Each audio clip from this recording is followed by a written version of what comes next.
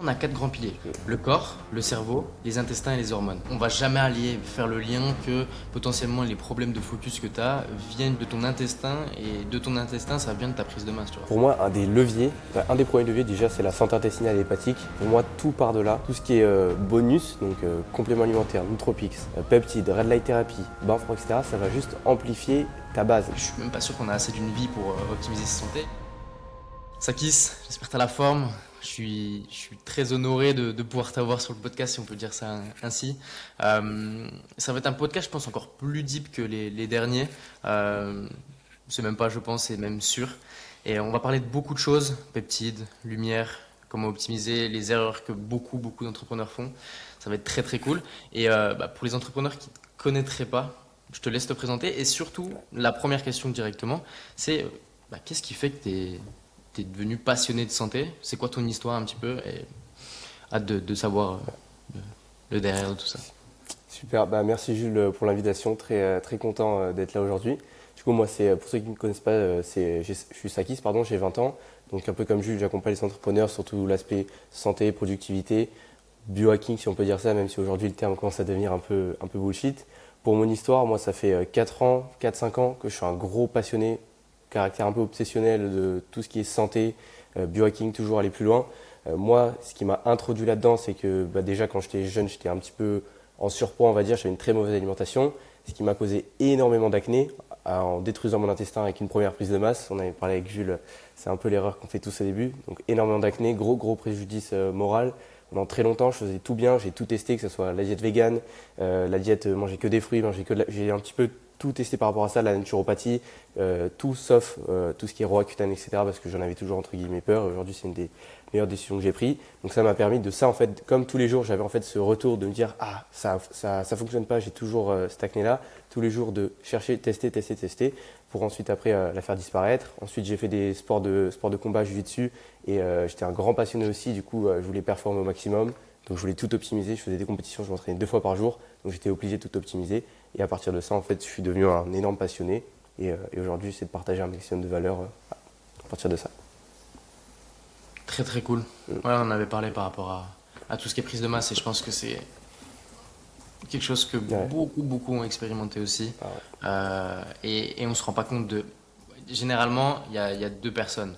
Il y a les personnes comme nous, où ça a eu un impact direct sur l'acné, et du coup, la peau, tu la vois directement, donc tu dis, ok, il y a un problème. Et il y a ceux où justement ça n'a pas d'impact, et du coup, ça se tape dans l'intestin, ça détruit l'intestin complet, et on se rend pas compte qu'après, ça peut taper dans les capacités cognitives. Et on va jamais aller faire le lien que potentiellement les problèmes de focus que tu as viennent du fait que de ton intestin et de ton intestin ça vient de ta prise de masse, tu vois. On va jamais vraiment faire le lien Ouais. et pourtant c'est généralement des causes et c'est ça qui est intéressant aussi avec la santé, et je trouve que c'est aussi là où notre rôle est vraiment intéressant, et je pense aussi qu'il faut être passionné par ce qu'on fait, sinon genre, c'est impossible, on en avait déjà parlé. Absolument. Euh, mais c'est vraiment le truc de c'est pas parce que tu as une bonne peau, que tu as une bonne shape, que tu es forcément en bonne santé et que tu optimises réellement ta santé.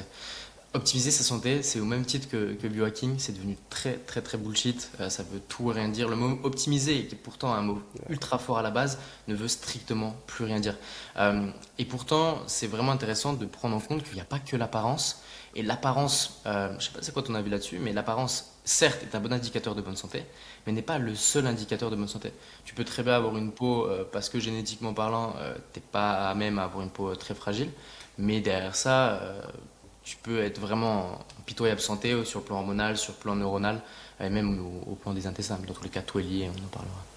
Ah, je suis 100% d'accord. On les voit de toute façon aujourd'hui, que ce soit des mecs comme Claviculaire ou quoi que ce soit. En fait, tu peux te mettre sous n'importe quoi, tu peux avoir une belle peau, mais l'intérieur, il ne reflète pas toujours à l'extérieur. Je trouve aujourd'hui, on a un problème avec les gens qui essaient qui vendent des formations, des accompagnements sur les réseaux, en ayant juste comme seul argument, regardez, je suis devenu plus beau, mais ça ne marche pas forcément comme ça. Ou du coup, ils utilisent ces entre guillemets indicateurs de santé, mais comme tu as très bien dit, moi je connais énormément de personnes qui ont des peaux parfaites, qui ont l'air comme ça sur le papier en très bonne santé, mais qui finalement, pas tant que ça, tu vois. Et ça, je suis 100% d'accord là-dessus. Ouais, c'est intéressant. Je prends aussi mon cas, mais mon cas personnel, parce que si on regarde nos deux peaux, Mm, c'est quand même assez impressionnant. Bon, tu mm, reviens de Bali, il mm, me semble, si je mm. me trompe pas. Ouais, Moi, je suis encore ouais, sur un ouais. coin où l'exposition à la lumière, Mm, ça commence à venir, mais je suis pas gâté. Et et vivement que ça change, mais au final, c'est pas pour autant parce que tu es plus bronzé que forcément tu es plus opti. Et le Ouais. meilleur cas qu'on peut arriver à avoir, et pourtant, c'est, je pense, une des croyances que beaucoup d'entrepreneurs, et même de façon générale de gens, pensent que si tu as une pompe rosée, tu es forcément en bonne santé. Alors que normalement, si tu es bien bronzé, genre vraiment très bronzé, c'est généralement que tes cellules ont abandonné et justement qu'elles ont été grillées par le soleil. Et au final, on voit que Brian Johnson, alors bon, c'est un cas extrême parce que quand tu prends un parapluie pour aller au soleil, c'est quand même catastrophique. Euh, mais pourtant, il est très blanc. Et c'est quoi ton avis sur Brian? Tu penses qu'il est opti ou pas forcément? Moi, je pense qu'il a quand même la majorité des choses, parce qu'il a quand même aussi, moi, c'est un truc que je suis en train de travailler pas mal là-dessus, que je vois de plus en plus, que j'ai observé, l'importance du lien social comme un pilier Hmm. santé. Je trouve que, en fait, ça, tu confirmeras, mais je trouve que quand on a un mode de vie beaucoup moins sain que la normale, qui n'est pas du tout optimisé, mais qu'on a par contre un fort lien social, je trouve que ça compense beaucoup. Mais pour revenir du coup à la question de Brian, bon, je trouve déjà, en fait, pour moi, le pilier de la biologie circadienne, de comprendre comment fonctionne le soleil et comment vivre avec et l'utiliser pour la longévité et tous ses bienfaits, c'est un truc qui lui manque en numéro un. En deuxième, je ne suis pas forcément extrêmement d'accord avec sa diète. Après, il a fait tous les tests possibles, ça se trouve, c'est ce qui fit le plus pour lui.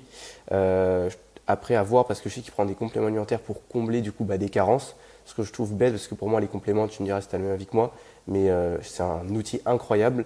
Mais pour combler des carences, je trouve que même si aujourd'hui, dans la diète, on peut dire que voilà, il y a beaucoup de minéraux, etc., quand on a les moyens comme lui d'avoir accès aux meilleurs aliments possibles, euh, que ce soit autant au niveau produits animaux que produits végétaux, je trouve ça un peu dommage.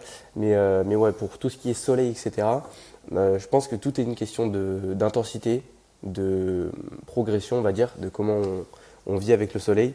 Et oui, d'être extrêmement bronzé, etc., c'est pas du tout un marqueur de santé. D'avoir la peau bronzée non plus, c'est juste en fait un facteur de biomodulation de la sécrétion de la mélanine quand tu t'exposes normalement à Bali. Et c'est mieux que prendre des gros coups de soleil et de ressembler après à une écrevisse. Mais ouais, Brian Johnson, ouais, le coup du parapluie, là, j'ai pas trop kiffé ça.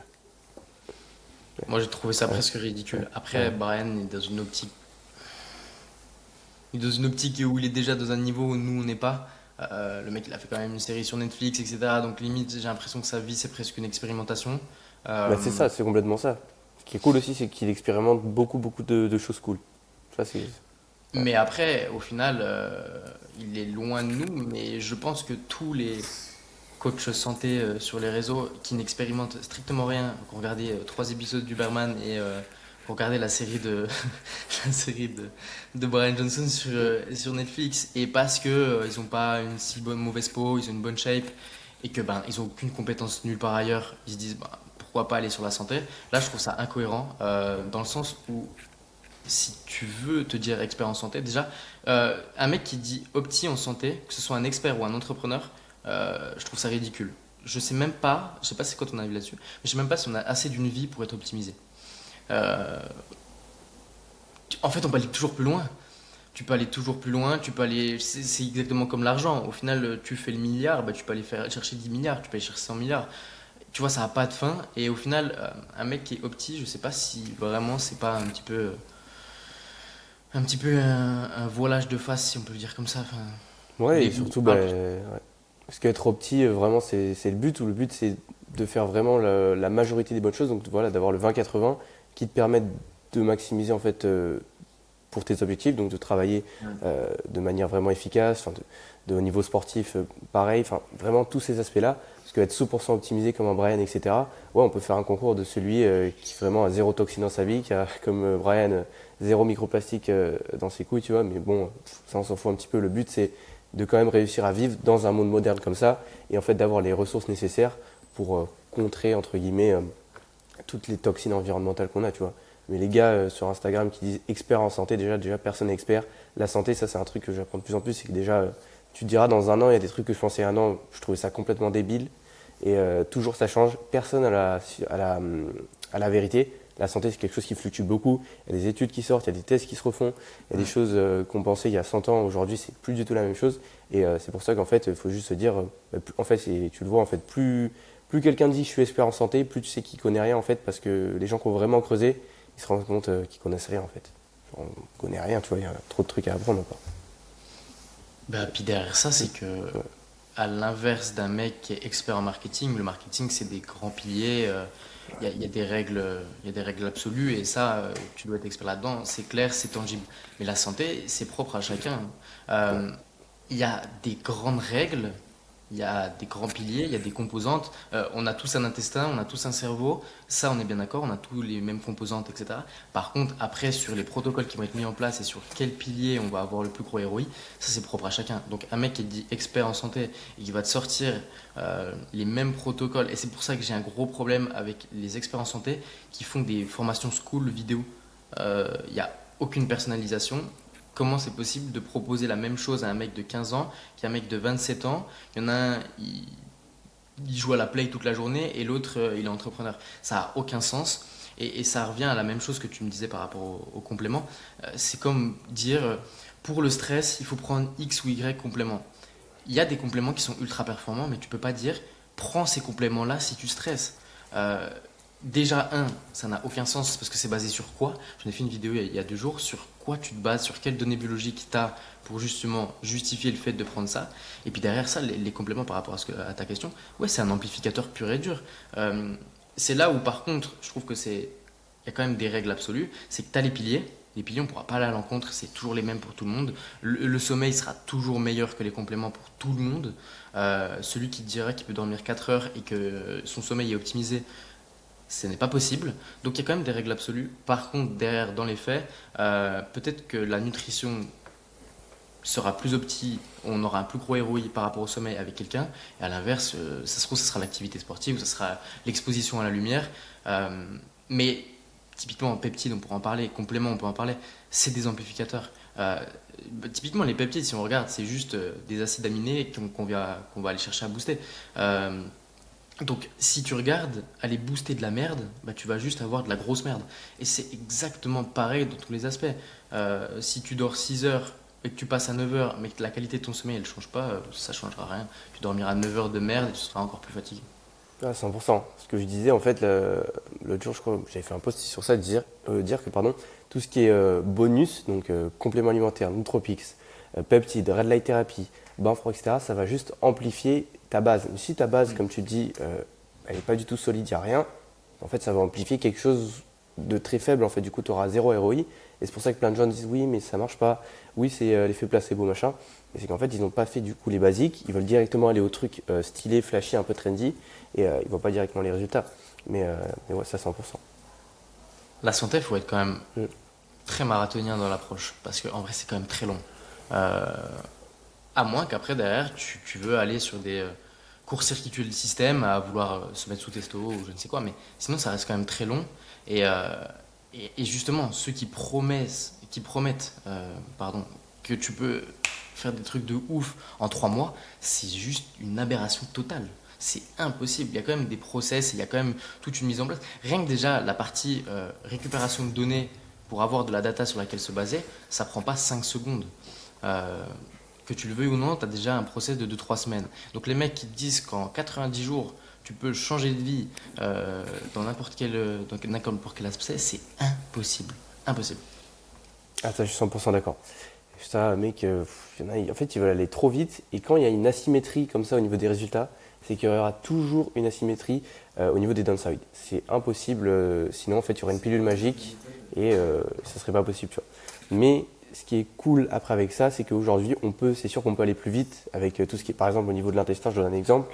Aujourd'hui, avec du BPC, etc., on peut aller beaucoup plus vite que faire un protocole comme je l'ai fait moi à l'époque pour l'acné, pour l'intestin, qui prend 6 à 8 mois où vraiment tu dois faire une diète restrictive. Et c'est 6 à 8 mois qui peuvent aller plus vite quant à la data, mais après c'est du test and trial. Quoi. Tu testes, tu prends cet aliment, ça va pas, tu fais ce protocole, machin, et c'est un truc, c'est vraiment hyper long. C'est vrai qu'aujourd'hui on a cette possibilité-là, mais comme on le dit souvent, de toute façon, s'il n'y a pas une base solide vraiment du 20-80, voilà, au niveau du sommeil, de l'alimentation, de l'environnement lumineux, et tout ce qui est régulation de hormonal, stress et neurotransmetteurs, il n'y aura pas vraiment de ROI direct, mais c'est sûr qu'avec les bonnes infos, on peut aller un peu plus vite, même si toujours les hacks, il faut faire attention. Au final, les hacks, Mm. c'est juste des piliers, mais c'est juste des Ouais. piliers qu'on ne parle pas. Mm. Ça serait quoi pour toi Mm. si tu devais classer les grands piliers, les grands leviers de la santé, euh, ça serait quoi? Ouais. Pour moi, un des premiers leviers déjà, c'est la santé intestinale et hépatique. Pour moi, tout part de là. Pour moi, en fait, quand on a un axe intestin-cerveau qui est aussi fort, puissant et important, avoir une bonne santé intestinale au-delà de juste bien manger, parce qu'il y en a, ils Mhm. pensent bien manger, mais ils se détruisent l'intestin tous les jours sans le savoir. Ils font pas de test. Pour moi, c'est un gros levier, autant au niveau performance cognitive, autant au niveau prise de muscle, autant au niveau énergie. Pour moi, beaucoup de choses viennent de là. Ensuite, un sommeil vraiment de très bonne qualité. Pour moi, le sommeil, c'est un catalyseur. C'est-à-dire qu'en fait, tout ce qu'on va faire, toutes les actions qu'on va faire, elles vont marcher, entre guillemets. À la salle, il y aura toujours un stress mécanique, donc il y aura souvent, qui va induire une prise de muscle.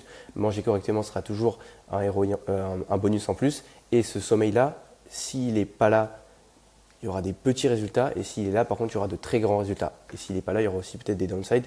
Mais pour moi, ça reste quand même un grand catalyseur et un pilier hyper important. Et en troisième pilier, je dirais vraiment l'importance de la biologie circadienne, de l'environnement lumineux et comment la lumière, qui est pour moi l'une des meilleures choses pour réparer, si je reprends l'exemple de l'intestin, parce que c'est quelque chose auquel je suis passionné, par exemple pour réparer l'intestin, exposer son ventre au soleil, faire de la red light thérapie par rapport à ça, c'est vraiment quelque chose d'hyper intéressant parce que ça ne va pas du tout utiliser le système, donc le système digestif, par exemple pour réparer l'intestin, on va ingérer des compléments, ingérer de la nourriture, sauf que ça va quand même demander un effort, quand on a un intestin très cassé, ça peut poser des problèmes, alors que la lumière, pas du tout, elle ne va pas utiliser ce système-là. Donc ça pour moi c'est vraiment des leviers hyper intéressants à actionner, donc la santé intestinale, la biologie circadienne, l'environnement lumineux et un gros sommeil de qualité, quoi. C'est pour moi les plus gros leviers. Et pour moi, la santé intestinale, Mm. c'est un pilier plutôt qu'un Ouais. un levier. Dans le sens où on a la santé, on a, pour moi, on a quatre grands piliers. Tu me diras si tu es d'accord ou pas. Le corps, le cerveau, les intestins et les hormones. Ensuite, on a ces composantes. Typiquement, dans les hormones, on va retrouver testo, insuline, IGF-1, glycémie, cortisol, etc. Dans intestin, on va retrouver du coup l'intégralité de la flore intestinale, la variété bactérienne, etc., etc. Et seulement après, on va avoir des leviers pour justement aller jouer dessus, pour obtenir des outputs type énergie, capacité cognitive en termes de focus, etc. Donc je trouve que c'est ça aussi toute la complexité de la santé et qui fait que quand j'entends un entrepreneur qui me dit il est optimisé sur quoi? C'est que définir la santé, c'est déjà ultra compliqué. Parce que tu vois, si tu me parles de santé intestinale et après tu me parles de sommeil, pour moi, c'est pas du tout la même chose. La santé intestinale, c'est quelque chose qu'on a en nous, alors que le sommeil, c'est un levier qu'on va devoir utiliser pour justement aller attaquer des grands piliers. Et c'est là où il y a toute la complexité de la santé, en fait. Comment on définit la santé? Moi, pour moi, la vision des piliers que j'ai, c'est pas au niveau structurel, si on peut dire ça. C'est vraiment pour moi les piliers, ça va être du coup au niveau de l'alimentation, au niveau du sommeil, etc. Mais Ça, un du coup, je vais dire levier, les ouais, leviers. ouais. Et moi, un levier, c'est le détail qu'on va rajouter sur Ok. chacun des principes. Donc, du coup, la santé intestinale, pour moi, c'est plus du détail. Parce que si on parle de piliers, c'est quelque chose pour moi qui parle à la majorité. Quand on parle de santé intestinale, on fait référence du coup à l'alimentation. Et pour augmenter du coup alimentation-là, pardon, et avoir un plus gros levier, pour moi, la santé intestinale. Après, c'est une question de vision, mais de toute façon, on se retrouve toujours Ouais, bien au sûr. centre. Le sommeil, pour moi, c'est un pilier, mais augmenter la qualité de son sommeil, ça, c'est un levier pour moi. Tu vois, moi, je le vois un petit peu, c'est ma vision un peu comment je le vois. Ouais, ok. Mm, Je pense qu'on se mm, rejoint quand même, dans tous les cas, in fine, on ouais, se rejoint mm, sur notre définition, mais tu vois, c'est mm, quand même toute une mm, complexité de comment tu fonctionnes, etc. Et c'est là où les mots qu'on veut utiliser vont avoir un impact énorme. Si tu parles de levier et que tu parles de qualité de sommeil, après moi je te parle de levier et je te parle de santé intestinale, ben, un entrepreneur qui est novice dans le sujet va se demander, mais je comprends rien, qu'est-ce qu'un levier, ouais, qu'est-ce qu'un pilier? Et c'est là où je trouve que ce qui est intéressant, c'est de décomplexifier la santé. Euh, alors que ça reste quand même un sujet qui est dans les faits très simple, mais dans le clinique technique, ça reste quand même très complexe. Il y a énormément de choses à prendre en compte. Et c'est pour ça que je dis, je suis même pas sûr qu'on a assez d'une vie pour optimiser sa santé. Et qu'est-ce que ça veut dire optimiser sa santé aussi? Euh, mais parce qu'il y a énormément de choses à prendre en compte. Par contre, si on vient dans le macro, les actions à mettre en place au quotidien, elles sont quand même assez simples et les piliers, on les connaît quand même. Ah, je pense que la majorité des gens les connaissent. Je pense qu'aujourd'hui, on les a assez répétés, même si en fait, les gens, ils pensent connaître et ils remettent pas en question parce qu'en fait, on a cette culture, je pense, en France, d'éviter entre guillemets la santé préventive. On va attendre d'avoir une maladie, un problème, etc. pour ensuite commencer à s'y intéresser. Et donc, on se dit voilà, tant que je mange quelque chose, mais bon, je suis un petit peu fatigué après, ça on le normalise. Je suis fatigué le matin, on le normalise. On a tendance à beaucoup normaliser. C'est dans toujours, hein, quand on était petit, on a toujours dit, ah, mais c'est normal, tu te réveilles le matin, t'es fatigué. Ah, c'est après manger, t'es fatigué, c'est normal. Et on normalise ça. Et donc, les gens, en fait, ils ont en fait, dans cet inconscient de se dire, ah oui, ben, souvent des gens en plus qui ont 20, 30, 40 ans, toute leur vie, ils ont fait comme ça. Et de remettre en question leurs croyances, ils se disent, non, mais c'est pas vrai ça, c'est bullshit. Et après, quand ils ont un problème, ils commencent à remettre en question les croyances. Et ça, c'est si on regarde le commun des mortels. Mais les entrepreneurs, c'est encore pire parce que derrière, ils se cachent dans le fait de c'est les règles de l'entrepreneur. Être fatigué, c'est normal. Les nuits blanches, c'est normal. Avoir une énorme dose de stress chronique non gérée, c'est normal. Euh, Avoir une testo basse. J'ai même eu le cas, un mec qui a normalisé le fait d'avoir une libido à plat, parce que dans tous les cas, il sait très bien qu'il mangeait très mal, il dormait 4 heures, et donc c'était complètement normal. Par contre, ça avait un impact énorme sur ses relations, et il me dit, mais ouais, mais ça m'impacte quand même, mais bon, c'est le jeu de l'entrepreneur. Et c'est justement là où il y a un énorme problème, où pour moi il y a double problème. C'est un, ils ne comprennent pas ce qu'a réellement certaines actions comme impact. Typiquement, s'exposer à la lumière du matin, la première chose que tu fais, tu t'exposes à la lumière du matin, les fenêtres ouvertes, tu prends vraiment pendant 5 minutes. La plupart des gens ne le font pas, hein. Faut quand même se le dire, rester 5 minutes à rien faire, tu regardes juste la lumière, personne ne le fait, c'est beaucoup plus facile d'aller sur le téléphone directement. Et c'est là tout le problème. C'est déjà, un, comprendre le coût de certaines actions, et derrière, ce que tu as à gagner de certaines actions. Et derrière ça, c'est de casser les croyances qui pensent que tu es dans la bonne direction en allant ça. Et puis au final, c'est même pas tant français ou européen, c'est surtout le mouvement hustle de la Silicon Valley il y a quelques années, tu vois. Ouais. Vraiment de trucs de tout sacrifier pour le business, au détriment de tout ce qu'on peut prendre et qu'il n'y a justement pas de levier à prendre ailleurs, quoi. Ouais, 100% d'accord. Et je te dis, il y en a, ils confondent beaucoup, ils se cachent derrière ça. Pour moi, allez, si c'est ta première année d'entrepreneuriat, tu peux te mettre derrière cette excuse-là de je fais des nuits blanches, etc. Ou parfois sur des périodes de 2 semaines, où je sais pas, tu as Mm. une nouvelle feature de ton SaaS à ship, un nouveau produit à ship sur ton site n'importe quoi, tu vois. Mais par contre, les gens qui se cachent, ça fait 3 ans, ils sont dans l'entrepreneuriat, ils prennent toujours pas soin d'eux. Là, c'est juste, soit ils le feront jamais, c'est vraiment, ils se mentent à eux-mêmes. Parce que quand on voit, là, je regardais encore un épisode, je sais pas si tu connais le fondateur de Bloom, ça te dit quelque chose? La boisson là aux États-Unis. Je vois Bloom, mais Euh, je vois pas le fondateur, là. ah, mais il faudra que tu ailles voir le fondateur parce qu'il est énorme. Il a un physique, mais de malade mental. Bon, après, je pense qu'il n'y a pas Peut-être que. si je voyais sa tête, je verrais c'est qui, mais. C'est Greg Della Vecchia. Et donc le gars, il a une brand à 1 milliard de dollars. Enfin, Ok, ok, si, ouais, bah je vois c'est qui. ouais. Peut-être, je vois c'est qui. Ok. Ouais. Il a un physique de malade mental et on voit de plus en plus, même Hormozy aujourd'hui dit que l'heure de coucher c'est hyper important. Oui, dans ses débuts, c'est n'importe quoi. Il c'est pas forcément quelqu'un qui c'est un exemple en termes de santé. Mais pour moi aujourd'hui, à part si tu es au tout début, si tu négliges ta santé, c'est un gros manque à perdre, un gros manque à gagner, pardon. Et c'est une énorme erreur. Moi, je les ai vus là, tous les amis entrepreneurs que j'avais autour de moi, quand je commence à leur montrer, etc. Ils implémentent et ils comprennent vraiment le ROI. Par exemple, pour donner l'exemple aussi de la lumière le matin, les gens aujourd'hui, ils ont aussi beaucoup de mal à pas avoir un ROI ou une sensation directe. La lumière du soleil le matin, je trouve quand même qu'il y a une sensation, surtout quand tu es fatigué. Si tu es quelqu'un de fatigué, je trouve que prendre 15 minutes comme ça réveille beaucoup. Bah, déjà, ça inhibe la sécrétion de la mélatonine, ça augmente, la- ça augmente directement le cortisol le matin et plein d'autres processus Ouais, et physiologiques puis, hyper par cool. rapport à ce Autant, que tu ouais. dis, c'est sérotonine, sérotonine aussi, une des hormones du bonheur. Quand tu t'exposes à la lumière naturelle, forcément, Mm, tu te sens tout de suite plus mieux. Mais par rapport à ce que tu disais là, avec ce truc de, euh, ils voient pas le ROI direct, mais c'est encore un problème interne de santé. C'est le ouais, meilleur indicateur d'un problème de santé. C'est que ta dopamine est tellement déréglée que si t'as pas la satisfaction immédiate, ben ça va pas. Et c'est ce qui fait que aujourd'hui, beaucoup d'entrepreneurs finissent par abandonner quand, au bout de 6 mois, ils n'ont pas eu les résultats qu'ils avaient espérés parce qu'ils se sont fait griller le cerveau de ah, si dans 6 mois j'ai pas une Ferrari, c'est que ça marche pas pour moi, il faut que je change de business plan. Non, c'est juste que ta dopamine est tellement déréglée, que tu t'es tellement fait pisser dans le cerveau et que tes hormones sont tellement déréglées aussi, que ta testo est tellement basse qu'au final, tu finis par abandonner parce que c'est tellement beaucoup plus simple. Et c'est ça le plus gros problème en vrai. Genre, c'est jamais trop un problème de business. Si tu regardes, il y a des mecs qui pètent dans l'OFM, il y a des mecs qui pètent en start-up, il y a des ah, mecs qui pètent. c'est jamais un problème de business. Tout marche, En tout marche. crypto, tout marche, l'infoproduit marche, la crypto marche, Mm, tous les business marchent, même les restaurants. Les restaurants, il y a quand même une stat assez folle, je crois que c'est peut-être 66% des restaurants ont moins de 3 ans ferment, Ouais, mais c'est pour jeune. autant, il y a des restaurants qui sont à succès. Qu'est-ce qui fait qu'un restaurant est à succès et l'autre n'est pas à succès?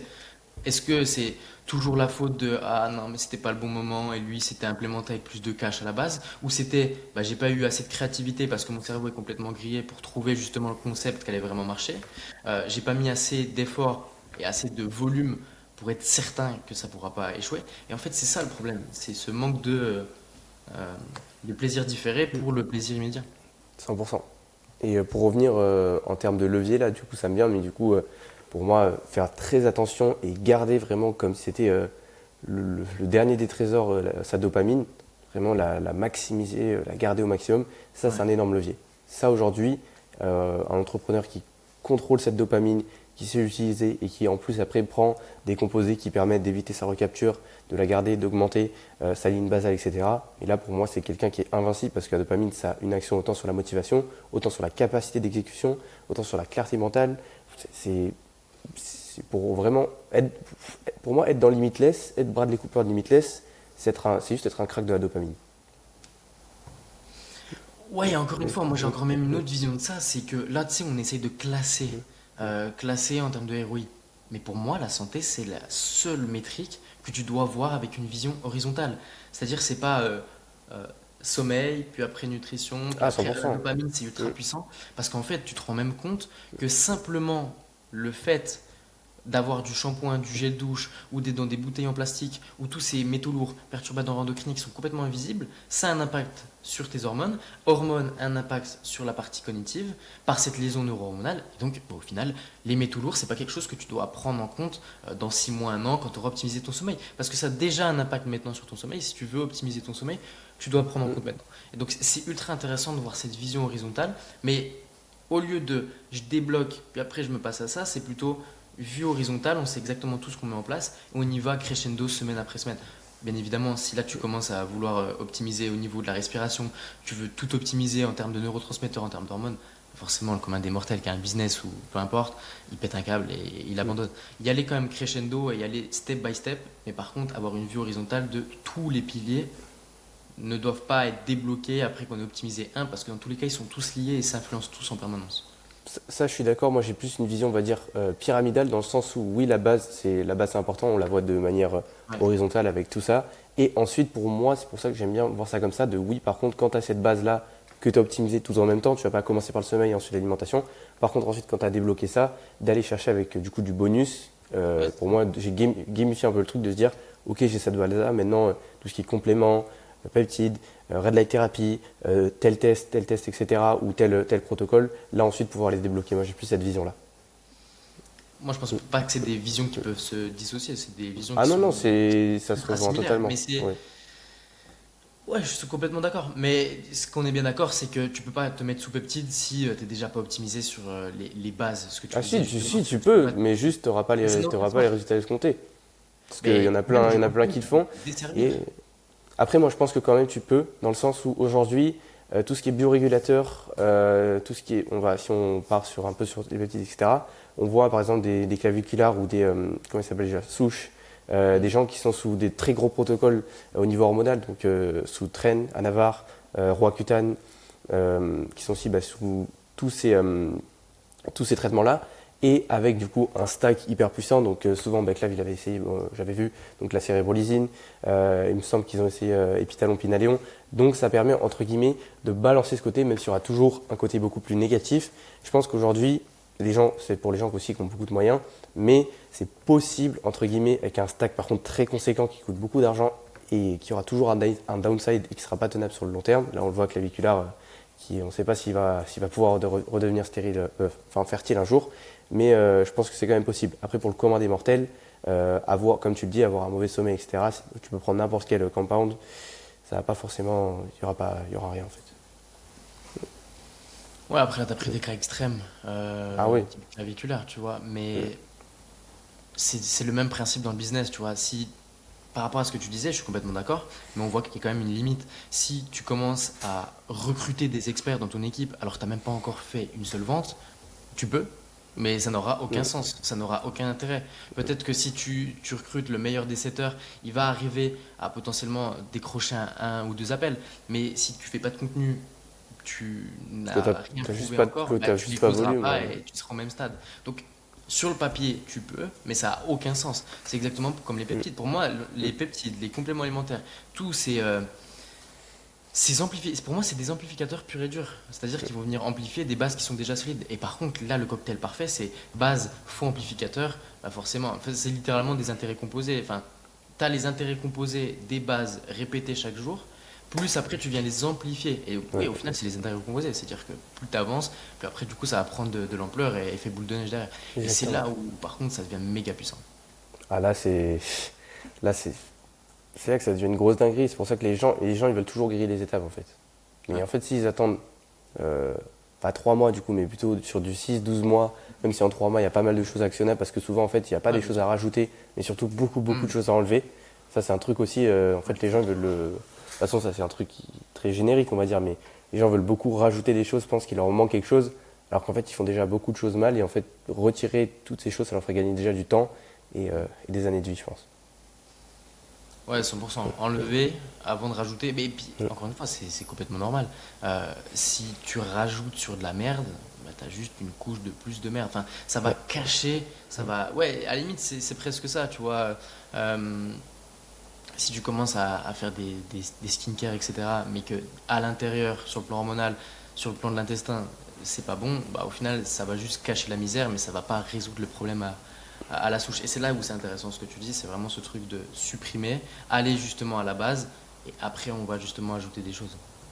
À 100%. De toute façon, toujours aller traiter la cause profonde, c'est ça qui aura toujours le plus gros ROI parce que ça va éviter de perdre du temps et de l'argent, quoi.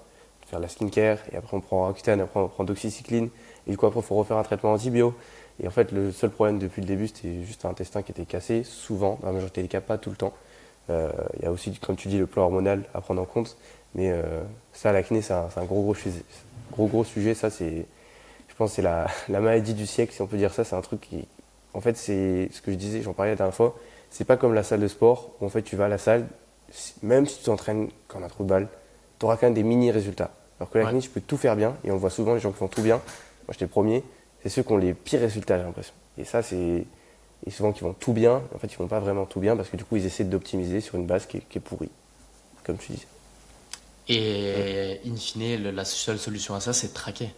Si tu traques, que tu sais exactement identifier où est le problème et pas juste au ressenti. Alors, je trouve que c'est ultra intéressant et chaud d'avoir ton avis aussi là-dessus. C'est très intéressant d'avoir du ressenti, mais du ressenti seul ne sert strictement à rien. Et derrière, avoir de la data biologique seul ne sert strictement à rien. Tu peux avoir 800 biomarqueurs. Si on fait un check 1 avec les 800 biomarqueurs, ils sont à X, Y, Z, peu importe, et qu'on en refait 4 mois, 5 mois après, qu'il y a une amélioration de tous les biomarqueurs, par contre, en termes d'énergie, en termes de stress, en termes de focus, en termes de tout au niveau du ressenti, tu te sens pas mieux, au final, tu peux vendre ce que tu veux à n'importe qui, il va juste te dire, ouais, ce que tu fais ne sert strictement à rien. Donc, avoir une vision de ressenti fois data biologique, mais sur une base de data biologique quand même. Ah, pour moi, mixer subjectif et objectif, c'est trop important. Ouais. Et surtout, comme tu dis, avoir cette base-là pour ensuite faire des check-ups quand même assez réguliers, surtout au niveau sanguin.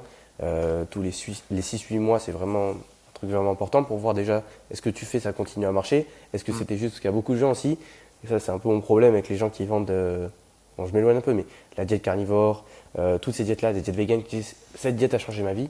D'accord, mais en fait tu as enlevé 90% des aliments, c'est normal que ça marche. Par contre, dès que tu les remets, tu vas dire du coup, ah les légumes c'est pas bien, ah tel ou tel c'est pas bien. Mais en fait, le problème c'est toi au final. Ces gens essaient de se cacher derrière, ces aliments sont pas bien pour moi, etc. Mais le problème c'est que tu n'arrives pas à les digérer correctement, donc c'est toujours toi le problème. Et c'est ça mon problème aujourd'hui avec ceux qui vendent ce genre de diète, c'est qu'ils n'ont pas fait ce travail-là. Le but aujourd'hui, c'est quand même de pouvoir manger ce que tu veux et de pas pendant des périodes assez courtes, tu vois. Si pendant une semaine tu es en vacances, tu manges n'importe quoi, le but c'est pas que tu sois mort à la fin de la semaine, tu vois. Si on amplifie le truc. Mais ouais, je pense que la data, elle est vraiment hyper importante, de faire des check-ups souvent. Et aussi, bah, les gens aujourd'hui, ils ont perdu ce truc de sensation, truc de subjectif, et qui est pour moi hyper important pour après se connaître et pas avoir besoin de tout surtraquer avec une Whoop, etc. Je trouve, j'aimerais bien avoir son avis là-dessus sur la Whoop pour toi. Est-ce que c'est un outil à garder lifetime très longtemps, ou juste avoir un protocole, savoir l'utiliser sur 6-8 mois pour ensuite pouvoir être 100% autonome et plus devoir la checker. J'ai un avis mitigé sur la Whoop. Je pars du principe que euh, si elle n'influence en aucun moment ton business ou ta vie, ça pose problème. Mais j'aurais quand même tendance à dire que c'est intéressant de l'avoir au quotidien.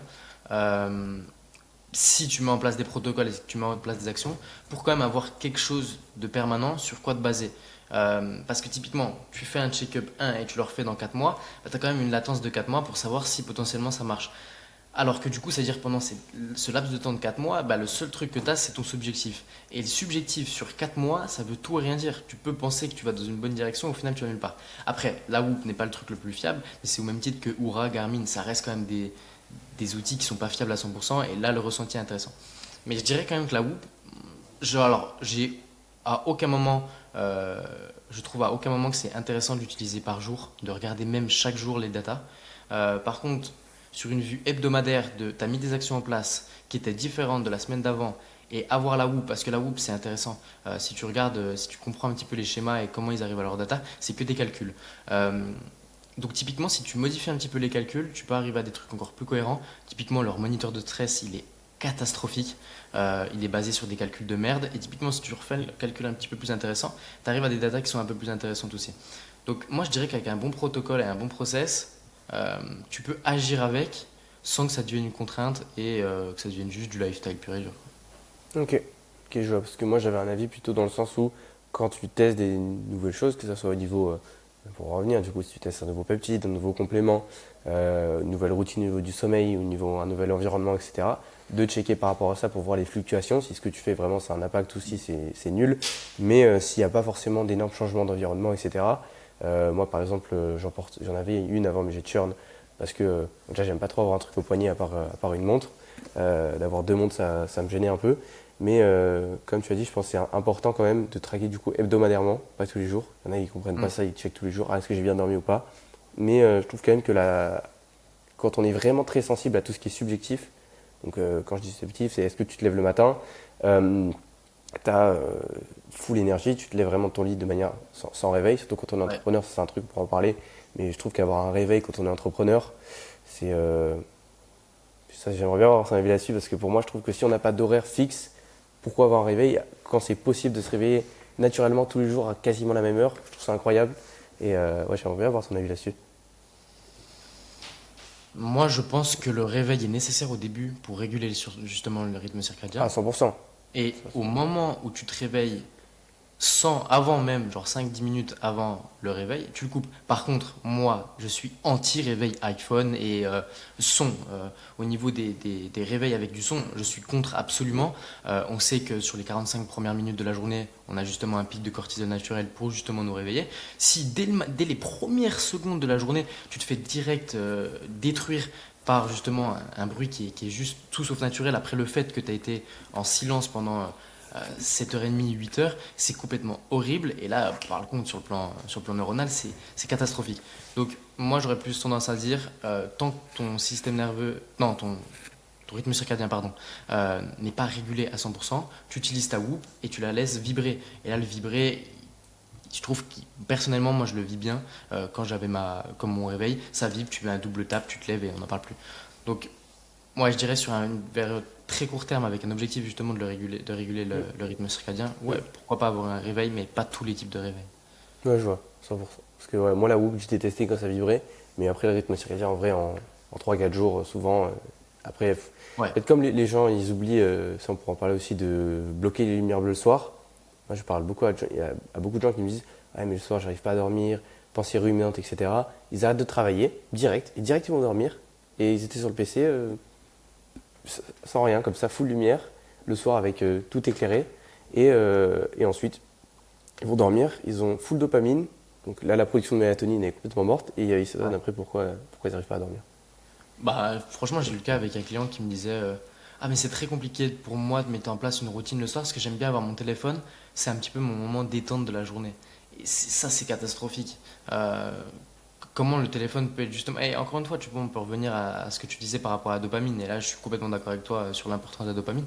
C'est que ta dopamine est tellement déréglée complète que ton cerveau prend plus de plaisir à scroller comme un mongol sur des trucs de con qui t'apportent strictement rien plutôt que méditer. Et encore une fois, tu vois, il y a cet aspect comprendre pourquoi. Et genre, si tu commences à comprendre toute la chaîne de conséquences que ça a de scroller avant de dormir, et à l'inverse, la chaîne euh, de gains que tu as à, par exemple, peut-être pas la Wim Hof le matin, mais la respiration type cohérence cardiaque ou du 4-7-8, si tu comprends l'impact que ça a derrière positivement sur ton sommeil, sur ta journée du lendemain, donc sur ton business, donc sur potentiellement tes calls et donc potentiellement sur ton CA, bah forcément tu vas plutôt préférer aller faire de la respiration plutôt que le téléphone. Et c'est là où justement je trouve qu'on a un rôle qui est juste obligatoire. C'est ce truc de faire comprendre le coût de certaines actions et ce que tu as réellement gagné d'autres. Ouais, 100%. C'est pour ça que, en plus, là, c'est visible de expliquer autant au plan au niveau de la dopamine, ben, dopamine plus cortisol, de la lumière et du scroll, ça tue complètement la production de mélatonine, donc le gars ne peut pas dormir. En fait, il s'empêche de dormir en faisant ça. Donc je pense déjà, ça met déjà une assez grosse claque. Enfin, moi, déjà, quand je fais les premiers essais, que j'ai découvert ça en premier il y a longtemps, ben, je me suis dit, ah oui, ok, d'accord, c'est vraiment quelque chose que je vais arrêter de faire parce que ben, en fait, ça tue littéralement tout mon sommeil. Donc ça, je pense que c'est quelque chose d'assez impactant que les gens ont tendance à comprendre. Après, il y a ce truc de gadget des lunettes anti-lumière bleue qui est assez cool. Moi, j'ai fait tester à tout le monde, à toute ma famille. Elles en ont acheté. Après, elles m'ont dit, ah, je peux tester, etc. Elles ont testé. En fait, quand tu commences à t'habituer, que tu as une monture qui est correcte, que tu ne ressens pas un pro gamer avec, c'est quand même assez cool. Et comme tu le disais, après, c'est hyper important d'éduquer, de faire comprendre pour qu'ils voient directement le ROI et l'impact que ça a derrière. Ouais, par rapport aux lunettes, j'ai un petit peu changé mon fusil d'épaule par rapport à ça. Je trouve que c'est encore plus intéressant en termes de lumière d'aller directement changer les ampoules et mettre des ampoules rouges. Euh, Ça aura un impact beaucoup plus puissant parce que je trouve que beaucoup de lunettes à filtre lumière bleue sont très marketing et j'aimerais bien tester ce que ça donne réellement en termes de protection des lumières bleues, tu vois. Moi, j'avais testé beaucoup de marques. Là, j'ai fait tester, du coup, j'ai mes marques maintenant avec qui je travaille et que ça se passe très bien et que c'est de la Mm. très bonne qualité. Et j'ai fait tester à tout le monde. Et en fait, tellement elles sont fortes, en 30 minutes, tu t'endors, quoi. Le truc est tellement D'où fort l'intérêt, que. tu vois, aussi d'avoir de la qualité. Si Ah ouais, t'achètes c'est. première lunette à 20 balles sur Amazon, en termes d'impact, tu vois, je sais pas ce que ça Et vaut. en plus, elle coûte pas forcément beaucoup plus cher, tu vois. C'est genre entre, je sais pas, 80. Après, ça dépend si tu as une prescription ou pas, tu vois. Mais ça peut aller à 80 à 200 euros. Mais quand tu as quelque chose à 200 euros que tu mets et en 30 minutes, tu as envie de dormir et que ça fait 6 mois que tu n'arrives pas à dormir, je pense que Mm. ça vaut le coup, je pense. Mais ouais, par rapport à ça, je suis très d'accord sur au niveau marketing, au niveau de la qualité qui est hyper important. Et pour tout ce qui est lumière rouge, etc. Il y a beaucoup de gens qui confondent aussi mettre des LED. Et j'aimerais bien avoir ton avis là-dessus aussi, l'impact des LED, du scintillement sur tout ce qui est système nerveux, etc. Parce que ça, je trouve que c'est un sujet assez important. C'est pour ça qu'aujourd'hui, les ampoules halogènes incandescentes reviennent beaucoup à la mode. La red light aussi. Même si je trouve que les gens qui font de la red light, qui est quand même une lumière extrêmement forte, extrêmement intensive avant d'aller dormir, moi pour l'avoir testé, pour comprendre en fait, ça impacte énormément la qualité de mon sommeil. Parce qu'en fait, que ce soit, même si ça n'a pas vraiment d'impact comme c'est rouge sur la production de mélatonine, ça reste quand même une lumière qui est très intensive. Donc en fait, voir quelque chose d'aussi fort tard le soir, ça a un impact. Et quand je voyais là, je crois que c'était Adam Swift qui faisait ça avant de dormir, je me disais, compliqué. Mais ouais. Mais il me semble que, c'est même pas, il me semble, la lumière rouge, c'est le seul spectre, justement, qui n'a pas un impact sur le, sur la mélatonine. Je crois que c'est quelque chose comme 480. Ouais, Euh, exactement. Il y a la lumière infrarouge normale et le proche infrarouge. Ça n'a pas d'impact sur la mélatonine puisqu'en fait ça stimule et ça favorise comme le coucher de soleil, c'est essentiellement de la lumière infrarouge. Mais quand un panneau de red light, c'est quand même une lumière qui est extrêmement le intensive. panneau de red light, c'est le matin. Tu peux pas faire Comment? ça le soir. Ah ouais, bien sûr. Moi, c'est juste parfois pour éclairer, mais du coup, je ne le regarde pas. Mais je vois beaucoup de personnes le faire le soir. Et ouais, je suis 100% d'accord pour faire le matin, après avoir mangé. Ouais, moi le matin, je Mm, trouve que c'est super pertinent. En plus, ça booste le collagène, donc c'est mm, intéressant. Tu combines ça à l'exposition à la lumière naturelle, c'est excellent. mm. Le faire le soir, je trouve ça complètement débile. T'as dit que c'était qui faisait ça? Je crois que j'avais vu Adam Swift le faire juste avant de dormir. J'étais là, Ok. ouais. Et ouais. Je trouvais ça un peu. Après, peut-être que lui dort bien, mais moi, je sais que c'est quelque chose qui j'ai fait le test pour savoir, tu vois. Je me suis dit, même si ça n'impacte pas, je me suis dit, la lumière est quand même très intensive, c'est pas, ça va quand même impacter. Ouais, parce que c'est ça, c'est qu'il y a quelles sont les lumières qui vont avoir sur le spectre lumineux un impact sur la mélatonine, mais il y a l'intensité derrière. Pourquoi on dit lumière tamisée, on ne dit pas lumière intensive? Ça, c'est justement par rapport à ce que tu disais, c'est pas juste la couleur, c'est aussi l'intensité. Et c'est là où c'est intéressant, si tu peux arriver, je sais pas si ça existe, des lumières où tu peux justement vraiment bien régler Ouais, euh, là, il me semble l'intensité. il y a Ra Optics là, qui ont sorti une ampoule dernièrement. Et il y a des ampoules aussi chez certains fabricants, aussi IMR Tech, il me semble, qui ont des ampoules réglables au niveau de l'intensité. Et ça, c'est vraiment un truc super cool. Et qui sont aussi, du coup, incandescentes et qui ont, du coup, on passe ce scintillement qui est invisible à l'œil nu et qui abîme le cerveau. Et ça, c'est un truc que les gens disent oui, mais je mets des LED le soir ou j'ai que des LED, machin. Mais et après, ils filment avec leur téléphone, ils voient vraiment l'impact du scintillement que notre cerveau perçoit et qui crée du stress en plus finalement. Ouais, 100%. Lumière tamisée. Et l'idéal, ça reste quand même d'avoir des red lights, mais ultra tamisés, donc très faibles. Et encore une fois, l'idéal, c'est de ne même pas avoir de lumière bleue possible. Le soir, c'est soit livre, soit... et même, je vais même aller plus loin, tout ce qui est relations sociales. J'en parlais avec Ewen, justement, qui gère la partie sommeil de mon accompagnement. Qui me disait, même le fait de parler à des gens le soir, ça a un impact sur la mélatonine aussi. Donc il faut vraiment que sur la dernière heure, il n'y a plus de lumière bleue et sur les 30 dernières minutes, il n'y a même plus, c'est tu rentres dans ta bulle, tu parles à plus personne, tu es soit dans ta respiration, soit tu es dans la lecture. Et même la lecture, il faut vraiment faire attention à avoir uniquement des livres qui ne stimulent pas. Si tu commences à lire des livres business le soir, tu n'as strictement rien compris. Ouais. J'aurais nuancé dans le sens où ne pas avoir de relations sociales ou de discussions, comme tu dis, à forte stimulation, euh, pas- dans le sens où voilà, tu vas pas faire une grosse dispute avant d'aller dormir ou parler d'un sujet très important, etc. Ouais, c'est Mais ça. moi, je trouve, je l'ai remarqué aussi, et ça n'a pas vraiment, je pense, d'impact de juste avoir une discussion normale avant de dormir, très peu stimulante, comme un livre finalement, même 30 minutes, parce qu'en fait, je sais qu'il y a plein de gens. Après, si t'es tout seul, c'est hyper simple de faire ça. Et si t'es en famille, etc., entre amis, etc., 30 minutes de dire ouais, je rentre dans ma bulle pour le sommeil, etc. Moi, j'ai trouvé que je le faisais beaucoup avant. Et je trouvais que en faisant les deux, ça n'avait pas d'énorme différence. Et l'isolement comme ça, après, il y a des gens qui préfèrent, mais je préfère le préciser. Ouais. Bah, c'est surtout que quand tu remplaces, enfin, sur les 30 dernières minutes, tu rentres dans un état où ta seule priorité c'est la respiration et que tu arrives à voir le ROI. Moi, je pense que c'est quelque chose que j'ai commencé très tôt. Je pense que j'avais 13 ou 14 ans. On se foutait beaucoup de ma gueule à chaque fois que je sortais avec des potes ou quoi, avant de sortir ou quoi, je me devais méditer minimum 15 minutes. Et à chaque fois, je leur disais, j'arrive dans 15 minutes, je dois méditer et après je viens. J'ai très rapidement vu le ROI que ça avait au niveau du système nerveux. Et moi, je suis quasiment obligé d'avoir cette partie respiration juste avant de dormir pour rentrer dans un état où je m'endors en moins de 3 minutes, je pense. Ouais, même peut-être même moins que ça. Et du coup, avoir des relations, enfin parler avec des gens, même si c'est très peu stimulant, tu es quand même encore actif. Ton cerveau, tu vois, il fonctionne. Alors que quand tu es en respiration, si tu es en cohérence cardiaque ou en 4-7-8, il n'y a rien en fait. Et c'est pour ça que quand je dis dans ma bulle, c'est plutôt ce truc de tu te déconnectes de tout. Il y a un truc qui existe sur Paris, ça s'appelle Oasis, où tu arrives dans un. Tu es dans comment ça s'appelle? Euh, une boule d'eau qui est remplie de sel et tu flottes complètement. Je saurais plus dire le nom exact que ça, je devais y aller la semaine prochaine. Euh, mais c'est exactement le même niveau quand tu es en respiration. Tu as presque un niveau de flottaison complet sur le plan mental et comment tu peux pas bien dormir après ça. Donc moi je trouve quand même que c'est intéressant d'avoir vraiment respiration comme dernier élément. Ouais, bien sûr. Après, je pense, enfin moi par exemple, quelque chose que je fais plutôt, on va dire, dans la journée. Je sais pas si tu connais, moi je suis très respiration Butaiko. Je sais pas si c'est quelque chose que tu connais.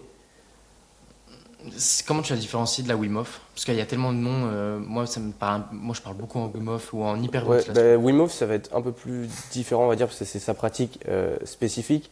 On va avoir un petit peu d'hypoxie, etc. Mais là, la méthode Buteyko, ça a été développé du coup par un docteur Constantin Buteyko en Ukraine dans les années 1900. Et en fait, ça, c'est vraiment spécifique à comprendre pourquoi, enfin, optimiser l'effet Bohr, donc vraiment retenir un maximum de CO2, qui est un oula, je vais y arriver, antioxydant et essentiel pour la respiration mitochondriale. Mais c'est vraiment respirer le moins possible, donc faire de très longues expirations et de très courtes inspirations. Et ça permet de retenir un maximum de CO2 et, euh, et donc de maximiser en fait la production d'énergie ensuite. Parce que du coup avec cet effet Borla, au niveau des mitochondries, etc., c'est vraiment super intéressant. Ça permet aussi d'activer le nerf vague, donc Ouais. c'est super cool. Donc c'est comme ça que je la différencie. Pour les athlètes, etc., c'est cool. Le faire le soir également, c'est cool. Mais moi, c'est pour ça que j'ai les lunettes anti-lumière bleue. Anti-lumière bleue, c'est quelque chose sur lequel je mets beaucoup d'importance. Parce que même si je vais parler, être un peu stimulé, ou que par exemple, parfois j'ai un anniversaire, un événement, etc., si je les mets les plus intensifs, les traits rouges, même si j'étais un peu stimulé, oui, ça aura un impact, comme tu le dis, sur la qualité. Avoir sa vue, c'est toujours mieux. Par contre, je vais dormir en 1 minute, quoi. Ouais, 100%. Bah, par rapport du coup au type de respiration, en fait c'est pareil que Wim Hof sur les outputs, vu que ça va vraiment activer quasiment en instantané le nerf vague. Mais moi je suis très à même à l'hyperventilation, mais au final c'est le même principe. C'est juste que l'hyperventilation, tu vas sur des inspirations totales et des expirations totales. Alors que toi Ouais, du coup c'est 100%. très court, très court, très court, alors que là moi c'est très long, très long. Et après, le Mais but aussi, pareil. c'est de le garder, en fait, de garder ce rythme-là, de respirer de moins en moins, pour de garder de plus en plus de ce CO2-là, et de libérer de plus en plus du coup d'oxygène dans les cellules, euh, Ouais. toute la journée. Le but, c'est ça surtout. Parce que si tu fais 15 minutes, et qu'après tu reprends ton hyperventilation, ça change rien, quoi.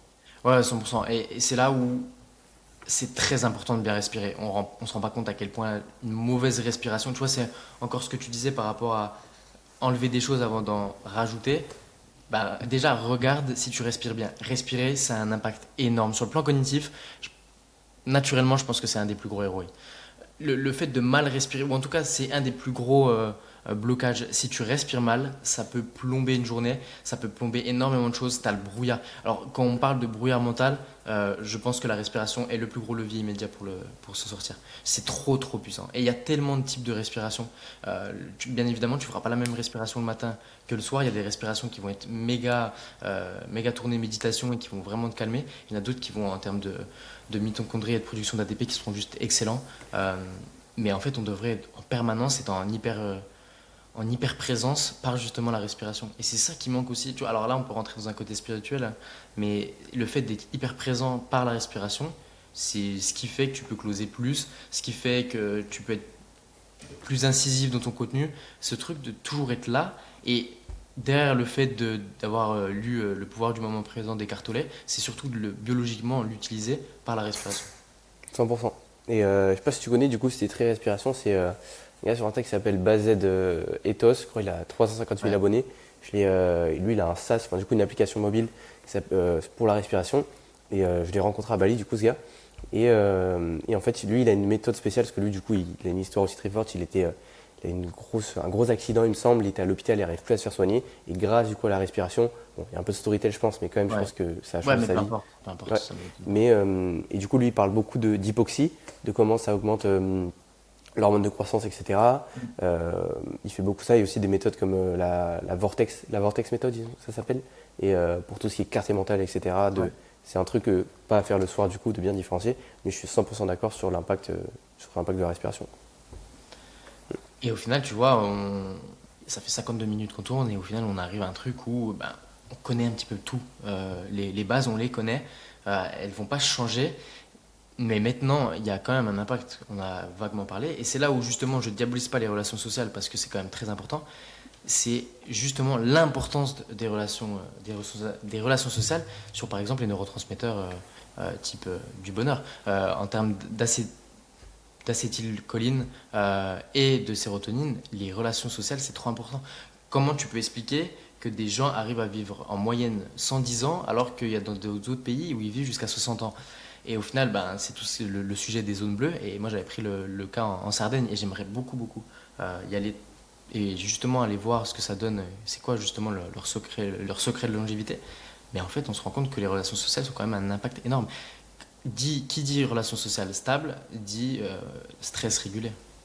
Ah, ça, encore une fois très très d'accord. Personnellement, bah, moi je suis grec, donc j'ai mes grands-parents qui habitent en Grèce, et je le vois très bien. C'est pas des personnes qui, je reviens sur ce que je disais tout à l'heure, mais le lien social compense entre guillemets un mode de vie non optimisé, dans le sens où moi j'ai des grands-parents qui fument énormément, qui boivent beaucoup d'alcool, qui font pas forcément attention à trop ce qu'ils Ouais. mangent, mais qui sont quand même des personnes entre 70 et 80 ans qui sont en très bonne forme, qui ont beaucoup d'énergie, qui ont toujours, moi c'est comme ça aussi que je vois le facteur de longévité, c'est toujours cette capacité, des bonnes capacités cognitives, capacité de raisonnement et des bonnes capacités à parler, etc.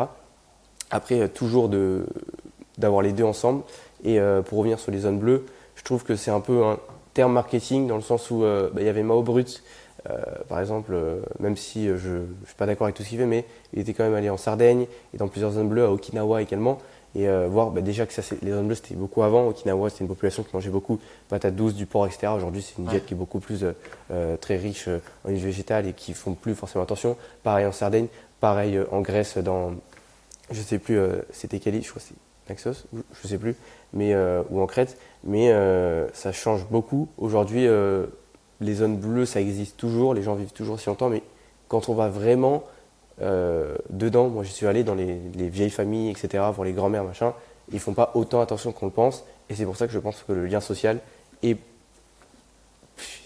aujourd'hui je le mets vraiment à un très très haut niveau, même si on a toujours cette vision horizontale, je le trouve quand même extrêmement important, plus que certains piliers, parce que s'il n'est pas là, c'est un très très très gros impact, beaucoup plus que dormir un petit peu moins ou avoir une diète un peu moins optimisée, je trouve. Après, Ouais, 100%. Et faire attention sous-entend potentiellement que tu as besoin de discipline parce que du coup, bah, potentiellement que tu sais le coup, mais tu sais pas ce que tu as à gagner.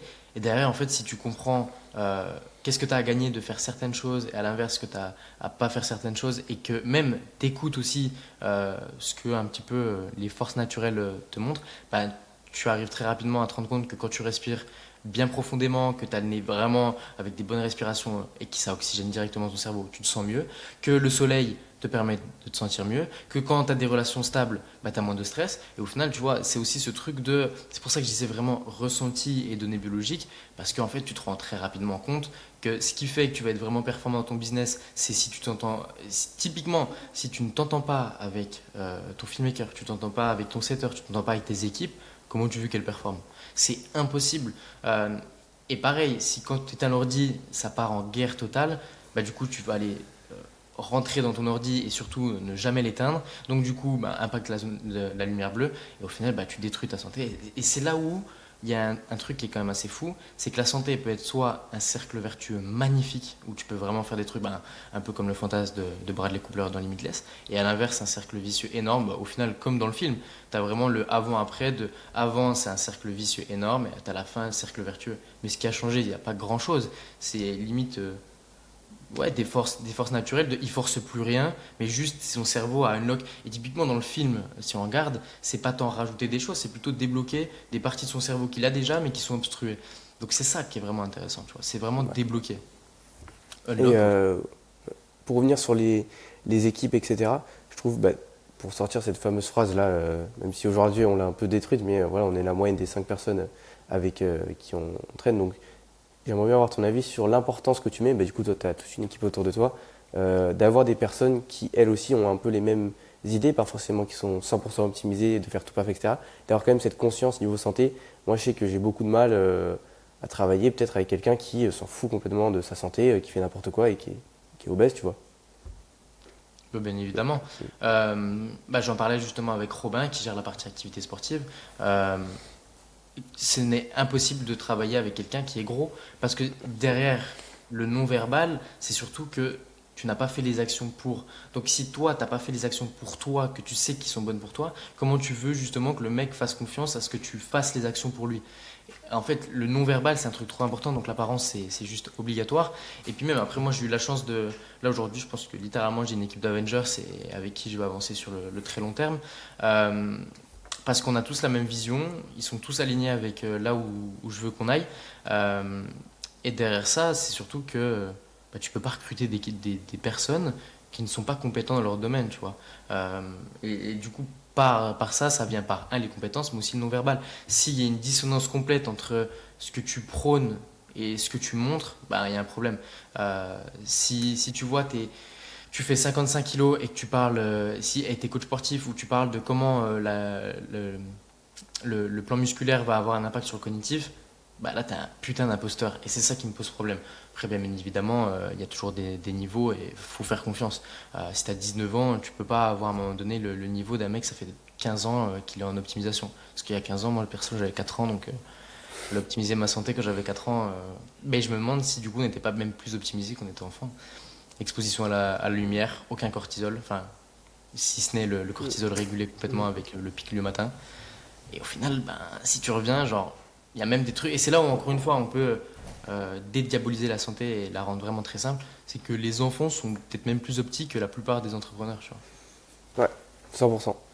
Bah ouais, bah, je pense là, on a fait un peu le tour.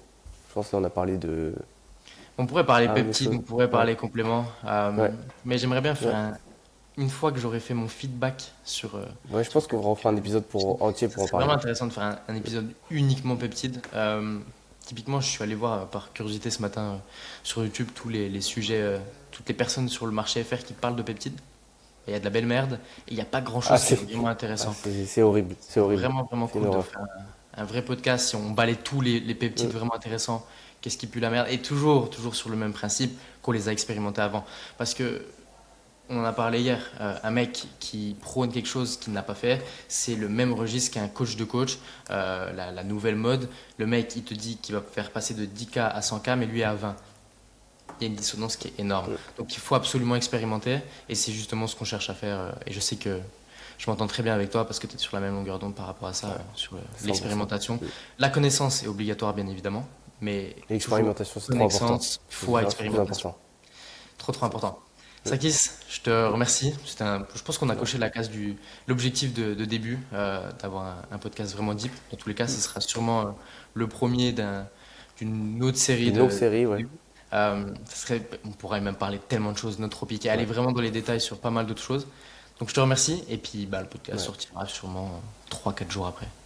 Bah, merci beaucoup pour l'invitation, c'était un plaisir et je pense qu'on refera ça et on fera plein d'épisodes pour parler de tous les sujets parce que je pense qu'en France, il manque beaucoup et comme tu l'as dit, sur tout ce qui est le marché un petit peu plus deep, des outils, etc., c'est n'importe quoi. 100%. On se retrouve dans un très nouveau Ouais. podcast très bientôt, et Sakis, je te dis à très vite. Ouais. Ciao, ciao.